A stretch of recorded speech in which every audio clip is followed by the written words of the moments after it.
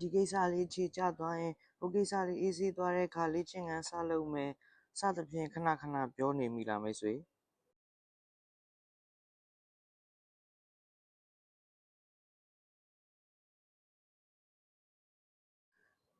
ဒီကိစ္စကနည်းနည်းထူးဆန်းတယ်ဗျပိုကြာကြာစောင့်ဆိုင်လေစတင်မှုပိုခက်ခဲလေပဲ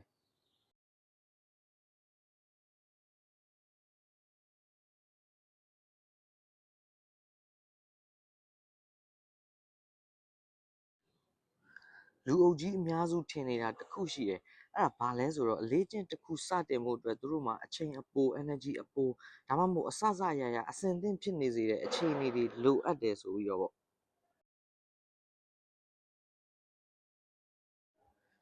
တကယ်တမ်းကလေလုံးဝ perfect ဖြစ်တဲ့အချိန်ဆိုတာဘယ်တော့မှရောက်မလာဘူးအလေးကျင့်နေဆိုတာသေးငယ်တဲ့အရာလေးတွေကိုစင်ဆက်မပြတ်လှုပ်ဆောင်ရင်းနဲ့တိဆောက်ရတာဖြစ်တယ်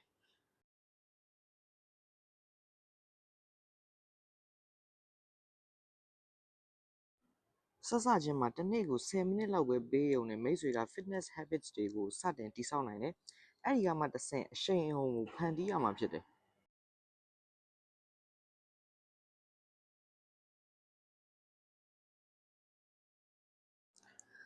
တသက်မတည်းရှိတဲ့သေးငယ်တဲ့လှုပ်ဆောင်မှုတွေနဲ့အတူမိတ်ဆွေကပိုပြီးအားရင်ပြေဝလာမယ်ပိုပြီးအာရုံစိုက်နိုင်လာမယ်ပိုပြီးစည်းကမ်းရှိလာတယ်လို့လည်းကိုယ့်ကိုယ်ခံစားရလာလိမ့်မယ်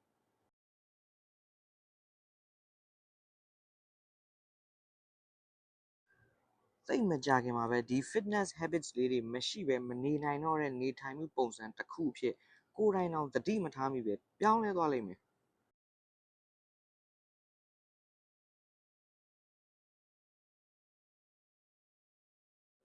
ပြီးပြည့်စုံတဲ့အချိန်ကိုမစောင့်နဲ့ fitness habit တစ်ခုကိုတည်ဆောက်ဖို့အဆင်သင့်ဖြစ်ပြီဆိုရင်ဒီနေ့ပဲချက်ချင်းစတင်လိုက်ပါအနာဂတ်ကသင်ကအခုလက်ရှိသင်ကိုကျေးဇူးတင်နေပါလိမ့်မယ်